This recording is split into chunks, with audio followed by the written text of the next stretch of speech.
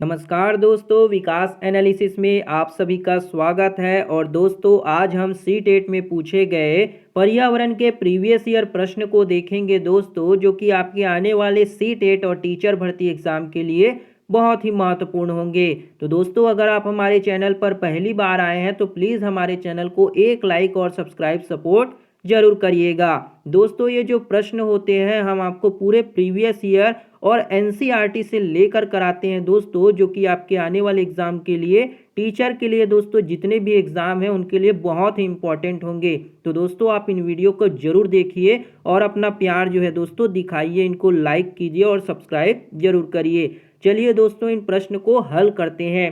पहला प्रश्न है दोस्तों, उस वैज्ञानिक का नाम जिसने मटर के पौधों के साथ प्रयोग किए और अपने परीक्षणों के आधार पर यह निष्कर्ष निकाला कि पौधे में कुछ लक्षण ऐसे होते हैं जो जोड़ों में पाए जाते हैं ना, पेयर्स में पाए जाते हैं, जैसे कि लंबे या फिर बौने या फिर पीले अथवा हरे, खुरदुरे या फिर चिकने होते हैं। आपने देखा होगा मटर के पौधे जो होते हैं, कुछ पौधे जो गोल होते हैं पूरी तरीके से, कुछ जो होते हैं ऐसे रिंकल्स टाइप में गोल्स होते हैं झुर्रीदार में, और कुछ हरे और पीले रंग के भी आपने देखे होंगे दोस्तों मटर के पौधे। तो उस मटर के पौधे के साथ एक्सपेरिमेंट जो है किस साइंटिस्ट ने किया है वही पूछा है। पहला ऑप्शन है आपका चार्ल्स डार्विन, दूसरा है ग्रेगोर मेंडल, तीसरा ऑप्शन है जॉर्ज मेस्ट्रल और चौथा है आपका एम.एस. स्वामीनाथन। तो इसका सही आंसर क्या हो जाएगा दोस्तों? वो हो जाएगा आपका जॉन ग्रेगर मेंडल ने जो है मटर के पौधे के साथ अपना प्रयोग किया था। तो ऑप्शन नंबर 2 यहाँ पे आपका करेक्ट हो जाएगा।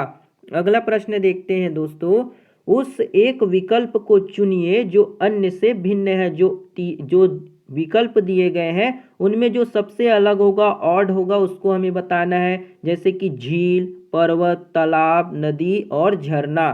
तो ऑप्शन में दिया आपका झील, फिर दूसरा ऑप्शन तालाब, तीसरा ऑप्शन पर्वत और चौथा है आपका झरना। तो बहुत ही इजी प्रश्न है दोस्तों, आपने अभी तक इसका आंसर जो है आपने बता दिया होगा। उम्मीद करता हूं दोस्तों कि आप इसका आंसर आप हमें कमेंट बॉक्स में जरूर बताएंगे। बहुत ही इजी प्रश्न है दोस्तों, आप इसे सॉल्व कर सकते हैं। अगला प्रश्न देखते हैं दोस्तों, निम्नलिखित में से कौन सी एक परिवहन की अन्य 4 विधाओं से भिन्न है, जिसमें ट्रेन, बस, जहाज, तांगा, साइकिल और रिक्शा। तो इन अभी दोस्तों हमने देखा था कि कौन कौन से जो है भिन्न होंगे, 3 दे दिया था आपको, तालाब, झरना, पर्वत, ऐसे करके। उसी तरह से यहाँ पे आपको आने जाने के साधन, यानी कि दोस्तों आपको ट्रेवल करने वाले साधन के बारे में, परिवहन के बारे में पूछा गया है। तो जहाज, दूसरा ऑप्शन बस, तांगा और साइकिल, रिक्शा, इसमें कौन सा जो होगा दोस्तों सबसे अलग हो जाएगा? तो वो हो जाएगा आपका जहाज, है ना। जहाज ये पानी में चलने वाले हैं और बाकी सभी आपके कहाँ, जमीन में चलने वाले हैं। तो ऑप्शन नंबर 1 यहाँ पे आपका करेक्ट हो जाएगा।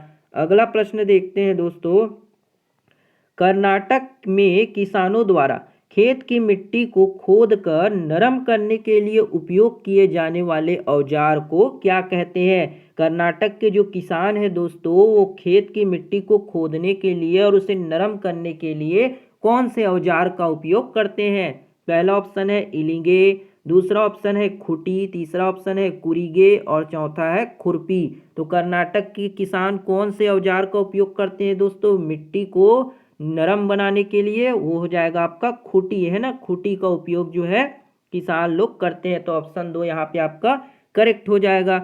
अगला प्रश्न देखते हैं दोस्तों, यहाँ पे आपको कॉलम 1 और कॉलम 2 को सुमेलित करने के लिए कहा है, जिसमें कॉलम 1 और कॉलम 2 में दिया गया है। कॉलम 1 में हो जाएगा दोस्तों आपका जीव और कॉलम 2 में हो जाएगा उसकी विशेषता। तो हमें इस यहाँ पे उनकी विशेषता और जो है उन जीव के बारे में बताना है। पहला कहता है उल्लू, हम, और उसमें दिया गया है हमसे 4 गुनी दूरी से देख सकने वाला पक्षी। दूसरा में कहा गया है रेशम का कीड़ा, यानी कि रेशम कीट, जिसमें 2 दिन के लगभग 17 घंटे वृक्ष की शाखा में उल्टे लटक कर सोना। और तीसरा है बाज, जिसमें पक्षी की आंखें उनके सामने होती है ना, पक्षी ऐसे पक्षी जिनकी आंखें जो है उनके सामने हो। और चौथा स्लॉथ, जिसमें अपनी मादा को उसकी गंध से कई किलोमीटर तक दूरी से पहचान लेता है। तो यहाँ पे दोस्तों हमें बेसिकली इसका जोड़ी भी लाना है ना, सही जोड़ी जो है बनाना है।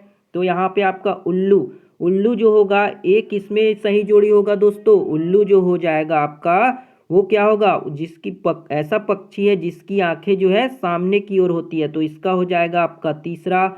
और रेशम का कीट क्या होता है, अपनी मादा को उसकी गंध से कई किलोमीटर दूर से उसकी पहचान कर लेता है ना। तो यहाँ पे आपका बी का जो हो जाएगा, बी का क्या होगा दोस्तों, बी का होगा आपका 4 हो जाएगा। और बाज जो होता है वो क्या है, बाज कैसा पक्षी है, हमसे 4 गुना अधिक दूरी तक देख सकने वाला पक्षी है। तो सी का क्या हो जाएगा आपका 1 वाला हो जाएगा। और स्लॉथ जो डी में कहा गया है, स्लॉथ, स्लॉथ क्या करता है, तो वह दिन के लगभग 17 घंटे वृक्ष की शाखा पर उल्टा लटक कर सोता है ना। तो डी का क्या हो जाएगा आपका 2 हो जाएगा। तो आपका यहाँ पे आ जाएगा ए का 3, बी का 4 और सी का 1 हो जाएगा। तो वो कौन से में दिया है दोस्तों, वो आपका ऑप्शन नंबर 3 में आपका दिया गया। तो ऑप्शन 3 यहाँ पे आपका करेक्ट हो जाएगा। अगला प्रश्न देखते हैं दोस्तों। अगला प्रश्न है, निम्नलिखित में से किसे हमारे देश में आने वाले व्यापारी दक्षिण अमेरिका से हमारे देश में लाए, है ना। दक्षिण अमेरिका के जो व्यापारी थे वो हमारे देश में कौन सी वस्तु को लेकर आए। पहला ऑप्शन है बंद गोभी, दूसरा है टमाटर, तीसरा ऑप्शन है मटर और चौथा है भिंडी। तो कौन सी सब्जी को दोस्तों जो दक्षिण अमेरिका के व्यापारी थे वो हमारे देश में लेकर आए। तो इसका सही आंसर क्या हो जाएगा दोस्तों, वो हो जाएगा आपका टमाटर, है ना। टमाटर जो है आपका यहाँ पे करेक्ट आंसर हो जाएगा। अगला प्रश्न देखते हैं दोस्तों। अगला प्रश्न है आपका, एक कार एक्स शहर से 7:30 बजे चलकर शहर वाई में 22:30 बजे पहुंचती है ना। यदि दोनों शहरों के बीच की दूरी 540 किलोमीटर है तो कार की औसत चाल यानी कि एवरेज स्पीड हमको निकालना है। तो दोस्तों हम क्या करेंगे, सबसे पहले कि कार जो है शहर एक्स से शहर वाई तक चलकर जाने में लिया गया कितना समय लेती है ना। तो जितना समय लेगी तो मतलब कि इन दोनों का हमको अंतर करना पड़ेगा।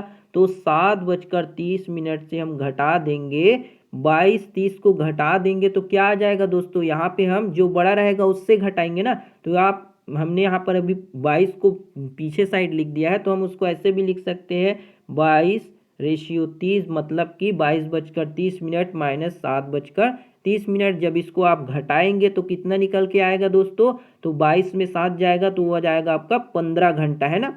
15 घंटा जो है हमको लगेगा यहाँ पे। अब 15 घंटा हमारा टाइम तो निकल के आ गया और हमको कितना दूरी दिया है, 540 किलोमीटर दिया है। तो आप जानते होंगे कि जो एवरेज स्पीड होता है वो कितना होता है, टोटल डिस्टेंस यानी कि 540, और अभी हमने अपना टाइम निकाल के कितना लाया था, 15 घंटे निकाल के लाए, है ना। तो अब इसको हम क्या करेंगे, डिवाइड कर देंगे। तो कितने बार में जाएगा ये आपका 3 बार में जाएगा, 15 या 45 3, और ये आपका चल जाएगा 6, है ना। 36 किलोमीटर प्रति घंटा जो है आपका क्या निकल के आ गया, ये एवरेज स्पीड निकल के आ गया।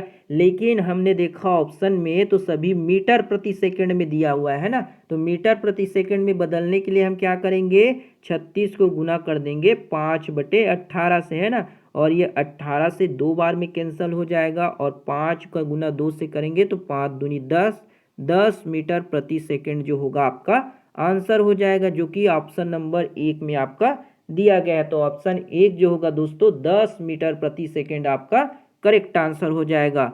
अगला प्रश्न देखते हैं दोस्तों। अगला प्रश्न है, मधुमक्खियों के बारे में नीचे दिए गए कथन पर विचार करना है हमको। मधुमक्खी के बारे में जो कथन दिए गए हैं उनके बारे में हमको सही बताना है।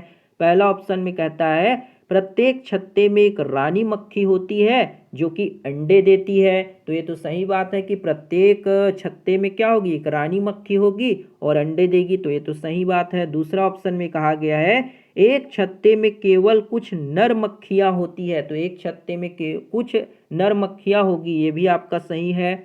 और तीसरे में कहा है, नर मक्खियाँ छत्तों के लिए बहुत ही महत्वपूर्ण है। तो बहुत महत्वपूर्ण नहीं होती दोस्तों, ये कोई ज़रूरी नहीं है।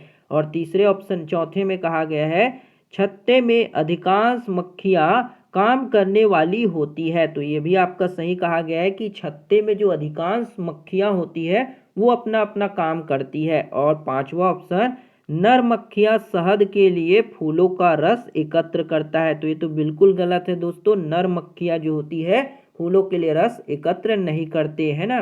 तो इनमें से हमें सही का पहचान करना है। तो अभी तक दोस्तों आपने इनके सही आंसर जो है चुन लिए होंगे। तो क्या क्या हो जाएगा आपका, ऑप्शन नंबर ए और बी, और क्या हो जाएंगे आपके डी जो होंगे यहाँ पे करेक्ट हो जाएंगे। यानी कि ये पहला ऑप्शन दिया है दोस्तों, ए बी डी आपका यहाँ पे सही हो जाएगा।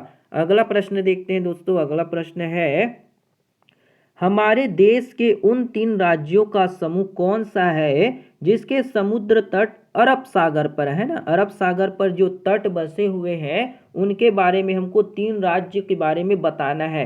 पहला ऑप्शन में आपका केरल, फिर कर्नाटक, मध्य प्रदेश, दूसरा महाराष्ट्र है दोस्तों, है ना। दूसरे ऑप्शन में गुजरात, महाराष्ट्र, तमिलनाडु। तीसरा ऑप्शन है आपका आंध्र प्रदेश, केरल, कर्नाटक। और चौथे ऑप्शन में आपका गुजरात, महाराष्ट्र और पश्चिम बंगाल। तो कौन सा ऐसा 3 राज्य है दोस्तों जो अरब सागर के तट पर बसा हुआ है। तो इसका सही आंसर क्या हो जाएगा दोस्तों, वो हो जाएगा आपका केरल, कर्नाटक और महाराष्ट्र। ऐसे 3 राज्य हैं जो अरब सागर के तट पर बसे हैं। तो ऑप्शन नंबर 1 यहाँ पे आपका करेक्ट हो जाएगा। अगला प्रश्न देखते हैं दोस्तों। अगला प्रश्न है, हमारे देश के किन राज्य या फिर केंद्र शासित प्रदेश में खेती के लिए जंगल की भूमि सारे ग्रामवासियों की साझी होती है, अलग अलग परिवारों की नहीं होती। यानी कि सभी वासियों के साथ क्या किया जाता है, साझा किया जाता है, अलग अलग परिवार के लिए नहीं होता। पहला ऑप्शन है आपका लद्दाख, दूसरा है पुडुचेरी, तीसरा ऑप्शन है छत्तीसगढ़ और चौथा ऑप्शन है आपका मिजोरम। तो कौन सा राज्य होगा दोस्तों, इसका सही आंसर क्या हो जाएगा, वो हो जाएगा आपका मिजोरम, है ना। मिजोरम जो होगा आपका यहाँ पे करेक्ट हो जाएगा। और मिजोरम की राजधानी क्या होती है दोस्तों, वो होता है आइजोल, है ना। आइजोल जो होता है वो मिजोरम की राजधानी होता है। तो इसको भी दोस्तों आप याद रखिएगा। अगला प्रश्न देखते हैं दोस्तों। झारखंड का मुख्य फसल है, झारखंड का मुख्य फसल कौन सा है उसे बताना है। पहला ऑप्शन है गेहूं, दूसरा ऑप्शन है मूंगफली, तीसरा है मक्का और चौथा ऑप्शन है आपका चावल। तो झारखंड का मुख्य फसल कौन सा है दोस्तों, वो हो जाएगा आपका चावल। चावल जो होता है झारखंड का मुख्य फसल है। तो ऑप्शन 4 यहाँ पे आपका करेक्ट हो जाएगा। अगला प्रश्न देखते हैं दोस्तों। अगला प्रश्न है आपका, केचुओं को किसानों का मित्र कहा जाता है ना। इस पॉइंट को याद रखिएगा दोस्तों, परीक्षा में पूछा जाता है कि केचुओं को किसका मित्र कहा जाता है। तो किसका, किसानों का मित्र कहा जाता है। इसके लिए निम्नलिखित में से उचित कारण को हमें चुनना है। पहला ऑप्शन है आपका, केचुए जिस खेत में रहते हैं वहां की मृदा में छेद बनाकर उसे पोली या फिर नरम कर देते हैं। तो ये तो आपका सही बात है कि उसे नरम या पोली कर देते हैं। दूसरा ऑप्शन में है आपका, केचुओं द्वारा बनाए गए छेदों से मृदा को हवा और पानी आसानी से प्राप्त हो जाते हैं। तो ये क्या ये सही होगा दोस्तों, आगे देखते हैं। अभी केचुए खरपतवार को खाते हैं जिससे मुख्य फसल की सुरक्षा मिलती है। तो ये तो सही बात है कि केचुए जो होते हैं खरपतवार को खाते हैं और उससे फसल को क्या मिलती है, सुरक्षा मिलती है। तो ये तो आपका सही हो जाएगा। और चौथा ऑप्शन में कहा गया है, केचुए मृत पत्तियों और पौधे को खा जाते हैं। केचुओं के मल मृदा को अधिक उपजाऊ बनाते हैं ना। केचुए जो है अपने सामने आने वाले जितने भी मृत पत्तियां और पौधे को खाते जाते हैं और मल के रूप में मिट्टी को क्या करते हैं, उपजाऊ बनाते जाते हैं। तो ये भी आपका करेक्ट हो जाएगा। यानी कि दोस्तों आपका ए, सी और डी जो होगा यहाँ पे आपका करेक्ट हो जाएगा। ए सी डी जो होगा दोस्तों आपका करेक्ट होगा, जो कि दोस्तों आपका दिया है CAD, यानी कि तीसरा ऑप्शन जो होगा यहाँ पे आपका करेक्ट हो जाएगा, है ना। अगला प्रश्न देखते हैं दोस्तों। अगला प्रश्न है आपका, मधुबनी चित्रकला बहुत पुरानी है। त्योहारों और खुशी के अवसर पर घरों के आंगनों और दीवानों पर मधुबनी चित्रकला के चित्र बनाए जाते हैं। मधुबनी भारत के एक राज्य का एक प्रसिद्ध जिला है जिसका नाम क्या है। पहला ऑप्शन है उत्तर प्रदेश, दूसरा है बिहार, तीसरा है पश्चिम बंगाल और चौथा है उत्तराखंड। मेरे ख्याल से दोस्तों आपको इसका आंसर बहुत पता होगा, यानी कि दोस्तों आपको इसके बारे में पता होगा। मधुबनी के बारे में बहुत ही इजी प्रश्न है दोस्तों, कई बार हमें एग्जाम में देखने को मिलता है। तो उम्मीद करता हूं दोस्तों कि आप इसका आंसर जो है हमें कमेंट बॉक्स में जरूर बताएंगे। बहुत ही इजी प्रश्न है दोस्तों, आपके लिए एक प्रश्न हम छोड़ रहे हैं, तो आप इसका आंसर जरूर दीजिएगा। अगला प्रश्न देखते हैं दोस्तों। अगला प्रश्न है आपका, नीचे दिए गए कथनों पर विचार कीजिए। जो कथन दिए हैं उन पर हमको विचार करना है। पहला ऑप्शन है आपका, महाराष्ट्र के लोगों को सहजन के फूल के पकोड़े खाना अच्छा लगता है। तो ये तो सही बात है दोस्तों, महाराष्ट्र के जो लोग होते हैं वो सहजन के फूलों के पकोड़े खाना जो है पसंद करते हैं। तो ऑप्शन ए तो होगा आपका सही। दूसरा ऑप्शन कहता है, जम्मू और कश्मीर के लोग केले के फूल की सब्जी खाते हैं। बिल्कुल गलत बात है दोस्तों, जम्मू कश्मीर के लोग केले के फूल की सब्जी नहीं खाते हैं। तीसरा ऑप्शन में कहा है, उत्तर प्रदेश में रहने वाले लोगों को कचनार के फूलों की सब्जी पसंद है। तो ये आपका सही होगा क्या दोस्तों? ये भी आपका सही हो जाएगा, है ना। कचनार का फूल जो है उत्तर प्रदेश के लोग जो है सब्जी बनाकर खाना पसंद करते हैं। तो यहाँ पे आपका ए और सी जो होगा आपका यहाँ पे करेक्ट आंसर हो जाएगा, यानी कि आपका ऑप्शन नंबर 4 जो होगा यहाँ पे दोस्तों सही हो जाएगा। अगला प्रश्न देखते हैं दोस्तों। अगला प्रश्न है, यह उत्तराखंड का एक स्थान है तथा यह एक महत्वपूर्ण पर्यटन स्थल है। यह अरण्य बाघ के संरक्षण से संबंधित है। इस जगह को पहचान कीजिए। उत्तराखंड में एक ऐसा स्थान है दोस्तों जो कि एक पर्यटन स्थल है और बाघ अरण्य संरक्षण से संबंधित क्षेत्र है। तो हमको उन्हें पहचानना है, कौन सा क्षेत्र होगा। पहला है बॉक्सा पार्क, दूसरा है दुधवा पार्क, तीसरा ऑप्शन है कार्बेट पार्क और चौथा है आपका वाल्मीकि पार्क। तो कौन सा पार्क होगा दोस्तों उत्तराखंड में? तो वो हो जाएगा आपका जिम कार्बेट पार्क, है ना, जो कि कार्बेट पार्क ऑप्शन नंबर 3 यहाँ पे दिया गया है। तो कार्बेट पार्क आपका करेक्ट हो जाएगा। अगला प्रश्न देखते हैं दोस्तों। अगला प्रश्न है, ईवीएस पढ़ाने का निम्न में से कौन सा उद्देश्य शिक्षा के सतत विकास के महत्व को दर्शाता है। ईवीएस यानी पर्यावरण पढ़ाने का कौन सा जो है वो शिक्षा, कौन सा उद्देश्य है जो शिक्षा के सतत विकास को महत्व दर्शाता है ना। पहला ऑप्शन है समानता, न्याय, शांति तथा मानव के अधिकारों एवं मर्यादा होगा दोस्तों, ये मर्यादा लिखा गया है। मर्यादा के सम्मान के विषय पर समालोचना करना। दूसरा ऑप्शन है तकनीक एवं गुणात्मक कौशलों का विकास करना। तीसरा ऑप्शन बच्चे को अन्वेषण के क्रियाकलापों में लगाना और चौथा है डिजाइन तथा संरचना के कौशल पर बल देना। तो इसका सही आंसर क्या हो जाएगा दोस्तों? वो हो जाएगा आपका समानता, न्याय, शांति तथा मानव के अधिकारों एवं मर्यादा के सम्मान के विषयों पर समालोचना करना। ऑप्शन नंबर 1 आपका यहाँ पे करेक्ट हो जाएगा। अगला प्रश्न देखते हैं दोस्तों। अगला प्रश्न है आपका, प्राइमरी स्तर पर ईवीएस की प्रकरण आपस में संबद्ध एवं अंतः संबंधित है क्योंकि पहला ऑप्शन है ईवीएस का एक अनुशासनीय स्वरूप है। दूसरा ऑप्शन है ईवीएस का एक एकीकृत रूप है। तीसरा ऑप्शन है आपका ईवीएस का एकल विषयक स्वरूप है और चौथा है ईवीएस का विषय पर आधारित स्वरूप है। तो इसका सही आंसर क्या हो जाएगा दोस्तों? वो हो जाएगा आपका ईवीएस का एकीकृत स्वरूप है ना। ऑप्शन नंबर 2 ईवीएस का एकीकृत स्वरूप है आपका सही हो जाएगा। अगला प्रश्न देखते हैं, ईवीएस का स्वरूप बाल केंद्रित है। जो पर्यावरण है उसका स्वरूप कैसा है? बाल केंद्रित है क्योंकि पहला ऑप्शन कहता है आपका अनुभव द्वारा सीखने पर केंद्रित है। दूसरा है ईवीएस के प्रत्ययों पर विषयों का शिक्षण। तीसरा ऑप्शन है विद्यार्थी के व्यवहार में इच्छित बदलाव और चौथा ऑप्शन है विद्यार्थियों का सामाजिक भावात्मक कौशलों का विकास। तो इसका सही आंसर क्या हो जाएगा दोस्तों? ईवीएस को बाल केंद्रित रखने का क्या स्वरूप है? तो वो हो जाएगा आपका अनुभव द्वारा सीखने पर केंद्रित होना। ऑप्शन नंबर 1 यहाँ पे आपका करेक्ट हो जाएगा।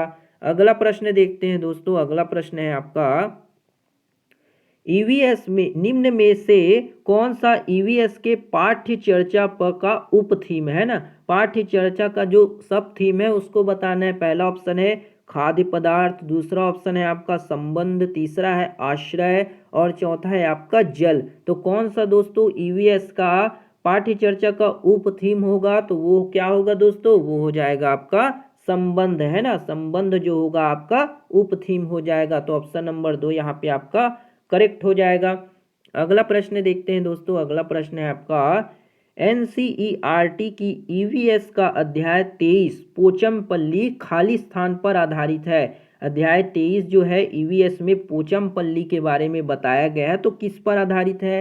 पहला ऑप्शन है वास्तविक स्थान, दूसरा है वास्तविक घटनाएं, तीसरा है वास्तविक लोग व उनके अनुभव और चौथा ऑप्शन है वास्तविक चित्र। तो इसका सही आंसर क्या होगा दोस्तों, वो हो जाएगा आपका वास्तविक लोग और उनके अनुभव पर आधारित है। तो ऑप्शन नंबर 3 यहाँ पे आपका सही हो जाएगा।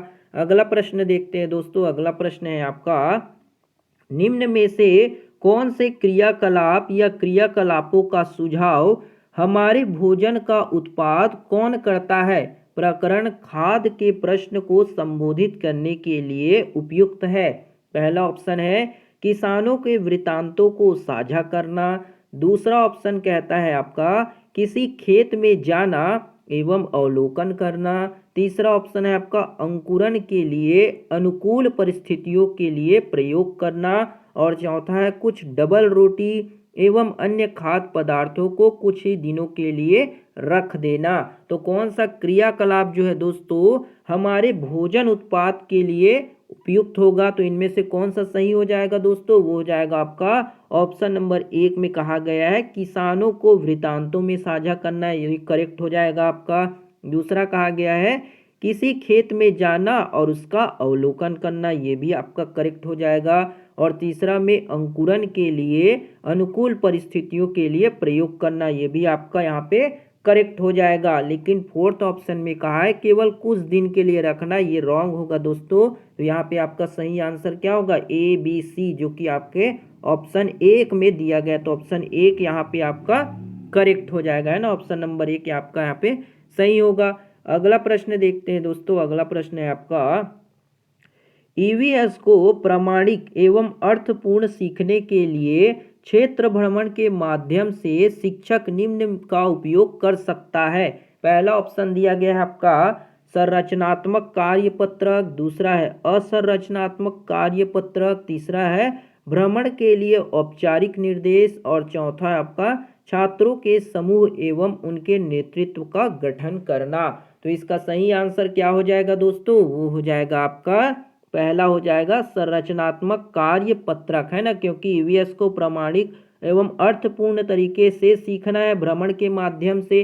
तो पहला होगा क्या, संरचनात्मक और कार्य पत्रक ये जरूरी है, तो 1 सही होगा।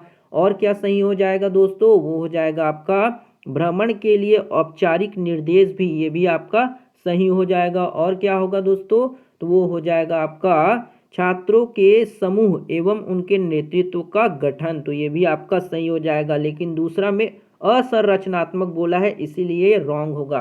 तो यहाँ पे आपका ए सी और डी जो होंगे करेक्ट हो जाएंगे। तो ए सी डी जो है आपका दूसरे ऑप्शन में दिया गया, तो ए सी डी यहाँ पे आपका सही हो जाएगा। अगला प्रश्न देखते हैं दोस्तों। अगला प्रश्न है आपका एनसीईआरटी की कक्षा 5 की ईवीएस पाठ्य पुस्तक के अध्याय में मेंडल की कहानी देने का उद्देश्य क्या है ना, मेंडल की कहानी देने का क्या एम है। पहला ऑप्शन है अनुवांशिकता के सिद्धांतों को प्रस्तुत करना, दूसरा ऑप्शन कहता है हमारी व्यक्तिगत पहचान किस प्रकार परिवार से प्राप्त वंशानुगत गुणों से बनती है को केंद्रित करना, तीसरा ऑप्शन है वैज्ञानिक प्रयोगों की प्रक्रिया द्वारा विद्यार्थियों को प्रेरित करना और चौथा ऑप्शन है आपका वैज्ञानिकों के सतत परिश्रम की विशेषता को केंद्रित करना। तो इसका सही आंसर क्या हो जाएगा दोस्तों, वो हो जाएगा आपका हमारी व्यक्तिगत पहचान किस प्रकार परिवार से प्राप्त वंशानुगत गुणों से होती है को केंद्रित करने के लिए। तो ऑप्शन बी यहाँ पे आपका करेक्ट हो जाएगा। और क्या करेक्ट होगा दोस्तों, वैज्ञानिक प्रयोगों के प्रक्रिया द्वारा विद्यार्थियों को प्रेरित करते हैं ना, वैज्ञानिक कैसे काम करते हैं इसलिए बच्चों को भी प्रेरित करते हैं, तो ऑप्शन सी भी आपका करेक्ट होगा। और वैज्ञानिकों के सतत परिश्रम की विशेषता को केंद्रित करना, ये भी आपका यहाँ पे करेक्ट हो जाएगा, यानी कि बी सी और डी जो होंगे आपके करेक्ट हो जाएंगे, जो कि ऑप्शन नंबर 2 में आपका दिया गया है। तो बी सी डी जो होगा दोस्तों आपका यहाँ पे सही होगा। अगला प्रश्न देखते हैं दोस्तों। अगला प्रश्न है आपका, रचनात्मक आकलन की तकनीकी का चुनाव कीजिए। रचनात्मक आकलन की जो तकनीकी है, टेक्निक है, उसका हमें चुनाव करना है। पहला ऑप्शन है सहपाठी आकलन, दूसरा ऑप्शन है आपका क्रम निर्धारण यानी कि मापनी रेटिंग स्केल, तीसरा ऑप्शन है पोर्टफोलियो और चौथा है प्रदत्त कार्य। तो रचनात्मक आकलन किसके द्वारा सही तरीका होगा दोस्तों? सहपाठी आकलन द्वारा जो होगा आपका सही तकनीकी होगा रचनात्मक आकलन के लिए, है ना। तो ऑप्शन नंबर 1 यहाँ पे आपका करेक्ट हो जाएगा।